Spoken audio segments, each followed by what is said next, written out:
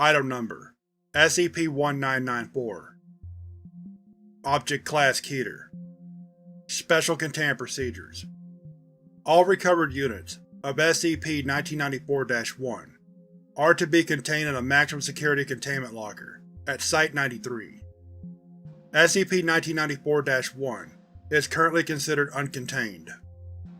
While Site-93 maintains 15 vials of SCP-1994-1, many more are believed to be uncontained, possibly in the possession of Glavnoi, Razvidatonoi, Upravanli, Grupa, Sekodtroniki, GRU-P. Any recovered instances of SCP-1994-2 are to be contained in a maximum security containment locker at Site-93. This locker is to be outfitted with a high-volume air scrubbing system, which must be changed out twice weekly. Individuals entering the locker, for any reason, must wear hazmat gear in order to prevent possible contamination. The remains of all recovered instances of SCP-1994-3 are to be maintained in a high-security humanoid containment vault at Site-93. Any discovered instances of SCP-1994-3 are to be moved to Site-93 for containment and observation. Should it be deemed necessary, life support systems are to be prepared to prevent the exploration of any instance of SCP-1994-3. The vault is to be outfitted with a high-volume air scrubbing system, which must be changed out twice weekly. Individuals entering the vault for any reason must wear hazmat gear in order to prevent possible contamination. Additionally, Foundation monitoring systems situated in and around Moscow are to search for signs of SCP-1994 outbreaks. Mobile Task Force Tau-13 Oral Report has been commissioned and trained to contain these outbreaks, as well as assist in recovering additional information relating to Dr. Rasmin Yelkov. Description: SCP-1994 is the general designation for a set of phenomena discovered in the dental laboratory of Dr. Rasmin Yelkov. Note: the following correspondence was discovered in the laboratory of Dr. Yelkov. All texts have been translated from the original Russian. Dr. Yelkov: greetings to you, comrade. Hopefully you will have already received my previous letters about the work at hand. If you have not, and if you have not yet spoken with Dmitri, allow me to be clear about my intentions. My practice caters primarily to only the wealthiest of clients. For the past 15 years, the work I have done has been the prime example of the aesthetic dental standard in Moscow.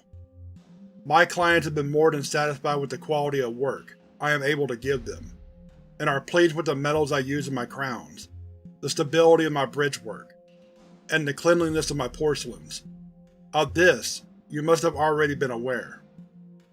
However, in recent months, a group of clients have become dissatisfied with the appearance of the materials. They say to me, "Dr. Grigori, there is no doubt to the quality of your work. We only feel as if you are being held back by the quality of materials at your disposal. The composites and porcelains are beautiful, yes, but they are not perfect. We demand perfection." As you may understand, I have grown dismayed by this. I pride myself not only on the work itself, but also the high value of the materials I use. Alas, I cannot but agree with my clients. Even if the porcelain is polished until it shines like the sun, it cannot match the natural beauty of God's creation. I decided then that I must have what no doctor before me has ever attempted.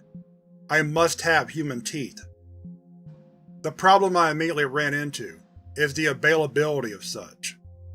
There are many impoverished in the streets of Moscow who would gladly give their teeth for the soles of my shoes, or a bowl of gruel, but their teeth will not do. Often they are extensively decayed, misshapen, or broken in some way. They are human teeth, yes, but they are not what my clients desire. So I turn now to you. Dmitri has told me about your endeavors, about the miracles you have been able to create within your laboratory. There is no sum that is not available to me for this, but time is of the essence. I worry that my clients may soon seek out other professionals who claim to do the same as I. Obviously that is impossible, but to the layman, who is to say? I await your return letter. I need teeth, Yelkov. I pray you will be able to deliver them to me. All the best, Grigory. SCP-1994-1 is a serum developed by Dr. Yelkov in 1958. Chemical analysis of SCP-1994-1 has returned conflicting results, with certain samples exhibiting higher levels of sodium monofluorophosphate and others with higher levels of hexafluorosilicate acid, along with other nonspecific chemical structures. Regardless of its chemical makeup, SCP-1994-1 appears to have been designed to stimulate the growth of maxillary and mandibular tooth structures outside of the oral environment. See File 1994-1. SCP-1994-2 are calcified structures resembling human teeth that have grown on the body outside of the oral environment as a result of the application of SCP-1994-1. While SCP-1994-2 visually appear identical to human teeth, they lack many of the base structures of teeth.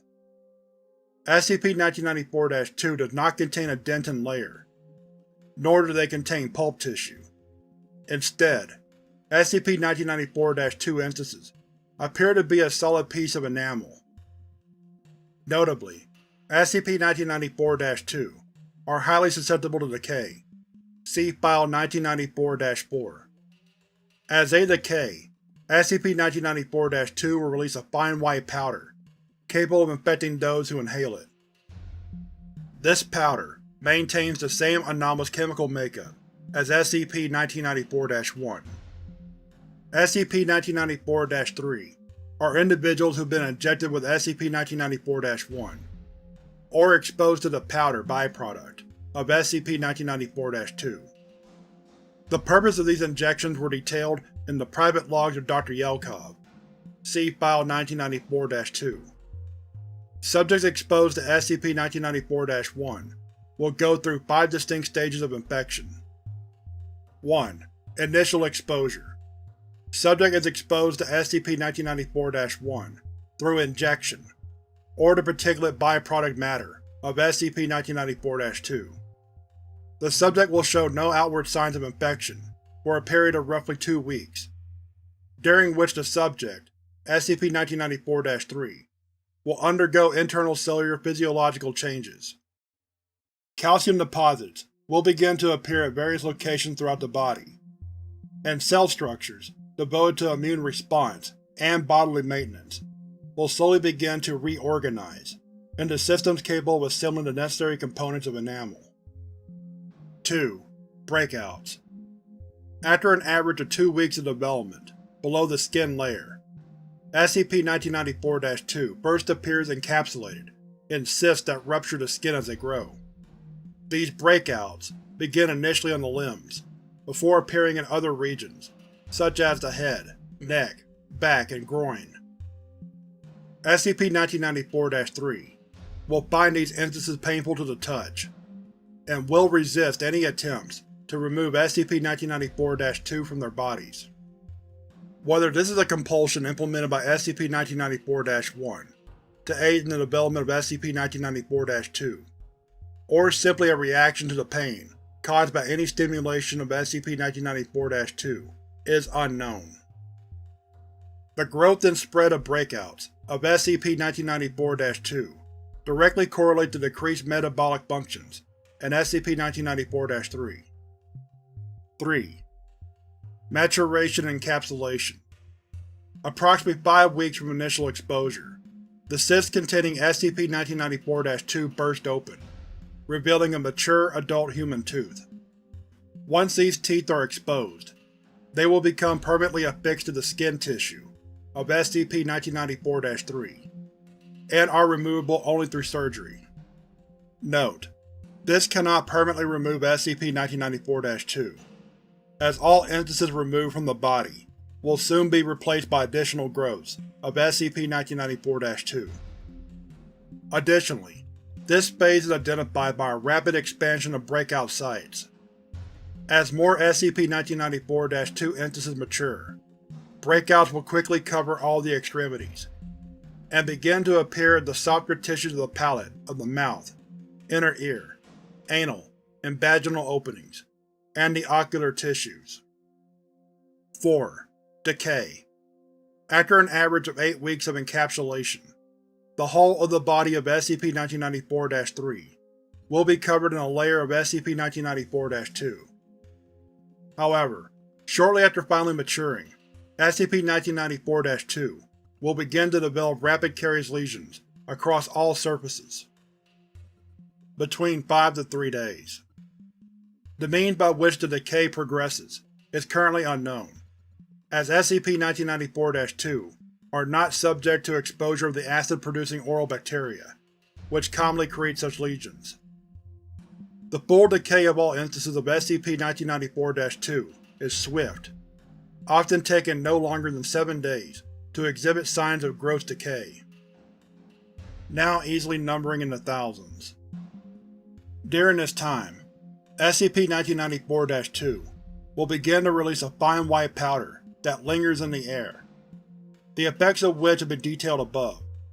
Conventional air scrubbing techniques have proven effective in eliminating this powder from the air. 5. Expiration. Once the processes involved in the creation and maturation of SCP-1994-2 have run their course, and the body of SCP-1994-3 is completely covered in a full rot, the subject will shortly thereafter expire. Because of the high volume of decayed tissue covering the body, the weakened state of the immune system, and the incapacity to ingest any form of nutrition, either through the skin or through the mouth, subjects invariably die after roughly 2 weeks of full decay. The corpse of SCP-1994-3 must be incinerated to remove any lingering particulate matter from SCP-1994-2. Discovery. The whole of SCP-1994 was discovered during a joint effort by Foundation agents and GRU Division P operatives in USSR in 1959. At the time of recovery, 9 instances of SCP-1994-3 were discovered, with 7 having previously expired due to the effects of their condition, and 2 actively undergoing decay. Dr. Yelkov was not found, although a large portion of his notes and journals were recovered. As a result of this raid, 5 Foundation agents and 3 GRU-P operatives were exposed to SCP-1994-2's airborne powder. Once the effects of SCP-1994 became apparent, these personnel were designated SCP-1994-3 and underwent testing at Site-93. It became apparent during classification of recovered research materials that many instances of SCP-1994-2 and SCP-1994-1 have been moved to other unknown locations. Research notes and documentation. The following files were recovered by Foundation agents during the raid on Dr. Yelkov's laboratory. File 1994-1. The Private Journal of Dr. Rasmin Yelkov. The following are excerpts from the Journal of Dr. Rasmin Yelkov. They have been edited primarily for brevity, and also to remove classified information. March 15th, 56. In all my years as a doctor of dental surgery, I have never come across a task as monumental as the one placed before me today. A comrade, Dr. Grigori, has asked for a method by which to produce perfect specimens of human teeth. Not those from cadavers, or the shine porcelain that is often utilized in such applications, but actual human enamel. I have been able in my lifetime to fashion a number of masterpieces, but none such as this. This journal will serve as a testimony to either my great triumph or my miserable failure. Either way, I cannot ignore the task ahead. March 10th, 56. I spoke today with a fellow practitioner from Novosibirsk, who consulted with me and mentioned that I might try and find a certain individual without a name who claims to have fraternized with tooth fairies. My source did not speak to the level of involvement by this unnamed fellow, but a lead is a lead, I will travel east and hope to find this man, and consult with him about the matters at hand. June 2nd, 56. What an astounding day. Today I discovered that there is magic in the world around us, and that fairies are a reality. I met today with the unnamed man, who my fellow doctor led me to, and we sat and talked at length about oral medicines. As it happens to be, the man claimed to have worked a clinic during the war, and when trying to treat those wounded comrades who came into disfigurement, turned to the black arts. He claimed that he met the fairies while traveling along a road, and managed to capture one. This fairy, who he said called itself Isabella, assisted the doctor in learning the fairy language, and became his personal assistant. It was through this Isabella that the doctor learned of the nature of the fairy, how the fairies draw enamel from the bones of men, and how they utilize this as a source of nutrition. Understandably, I was incredulous about these claims, and was unaccustomed to a man in my profession making such wild suggestions. I asked him if he had proof of the existence of the fairies, and this is when he took me to his workshop. Upon entering, I beheld no fewer than 50 of the fairies, cohabiting with the unnamed man. He said that he used their assistance in order to better understand the oral environment, and to further his research into the afflictions of such. What a wonder, I thought to myself, that this man has delivered to me the means of my ascension into the legends of medicine. Certainly by utilizing these fairies would I be able to meet Dr. Grigori's request. The man has granted me a room for the night, and tomorrow we will learn further of the secrets of these magical creatures. June 3rd, 56. I have killed the man. He turned down my offer to purchase some of the fairies for my own research, and resisted my attempts to take them by force. He spoke of the need to preserve the sacredness of mythical creatures. Unfortunately, I have neither the time nor patience for fairy tales. I drew my weapon and put a bullet through his heart, and collected at least 30 of the specimens.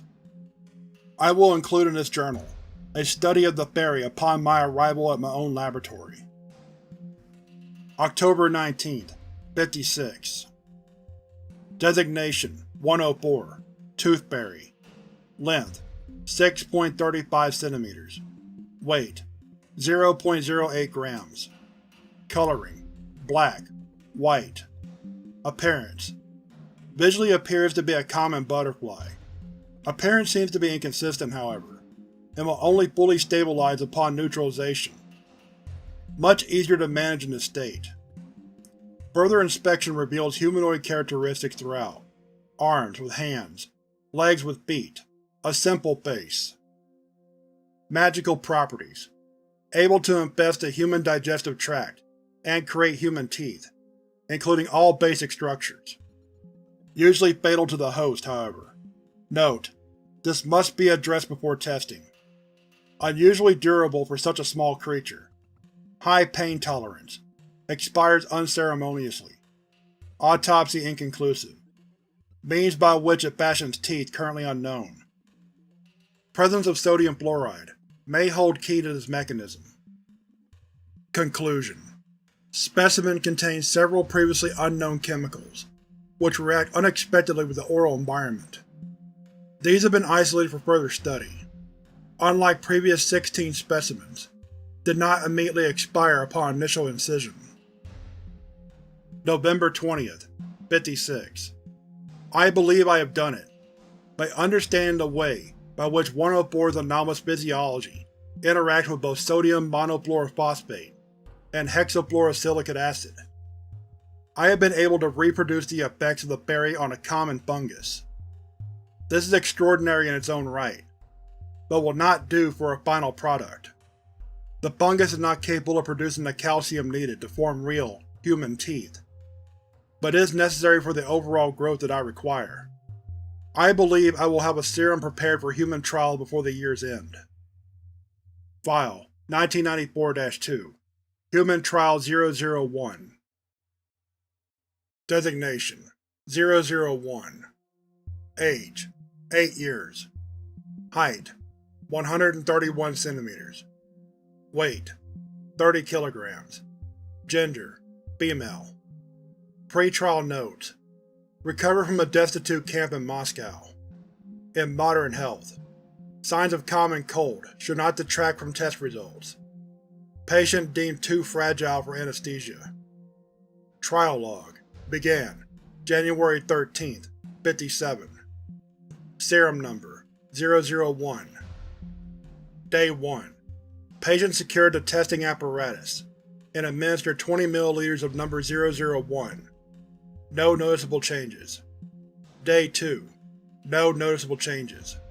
Day 4. No noticeable changes. Day 7. Patient complains of abdominal pain. No noticeable changes. Day 11. Patient short of breath and complaining of abdominal pain. Loses consciousness sporadically. X-ray imaging shows large mass beneath left lung. Day 13. Patient expires. Autopsy notes: extracted a large calcified mass from lower left abdominal region. Caused massive internal hemorrhaging, resulting in death. Trial conclusion notes: significant data has been acquired from this trial. It is apparent now that the human cellular structures can be manipulated into the production of enamel-like structures. The task now is to shape those structures. File 1994-3. Human Trial 004. Designation: 004. Age: 28 years. Height: 183 cm. Weight: 108 kg. Gender: male. Pre-trial notes: recovered from Army medical ward. Lost most of right arm during the war. In good health. Had to be heavily sedated during transit. Trial log: began May 27th, 57. Serum number: 012. Day 1. Patient secured the testing apparatus. Administered 20 ml of number 012. Became hostile upon regaining consciousness. No noticeable changes. Day 3. Patient attempted to escape testing apparatus. Was sedated. Will consider lobotomy upon further attempts. Day 8. Cysts began to form under skin. Patient complains about pain and itch. Skin samples taken. X-ray imaging shows calcified growth throughout appendages, as predicted. Day 15. Cyst rupture skin. Bleeding is contained. Patient no longer willing to respond to questioning. Interview transcript is included. Interview transcript: Patient 004. Y. Can you describe the sensation? P. Fuck you. Can you point to areas of discomfort? Fuck you. Do you understand that you are only making this more difficult for yourself? Excellent. Now, the cyst currently growing within your eyelid. Can you tell me when you first began to experience pain there? End transcript. Day 25. Cysts have begun to open, earlier than expected, becoming difficult to control points of outside infection. Patient immune system severely weakened. Testing apparatus moved to a clean room. Patient no longer responds to questioning or examination. Day 29. Patient expires. Autopsy notes: patient expired due to gross collapse of respiratory system. Certain internal structures show significant signs of decay, likely due to an unrelated condition. Was able to extract several undeveloped tooth samples. As they were not the term, they are not suitable for use in this project. Fortunately, progress has advanced rapidly from earlier trials. More fine-tuning of serum is required. File 1994-4. Human Trial 019. Designation: 019. Age: 16 years. Height: 164 cm. Weight: 63 kg. Gender: female. Pre-trial notes: daughter of American businessman Kyle Schrader. Required patient with no family history of disease or genetic anomaly.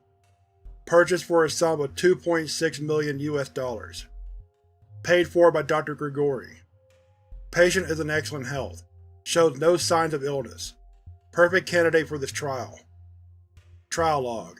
Began September 15th, 58. Serum number 113. Day 1.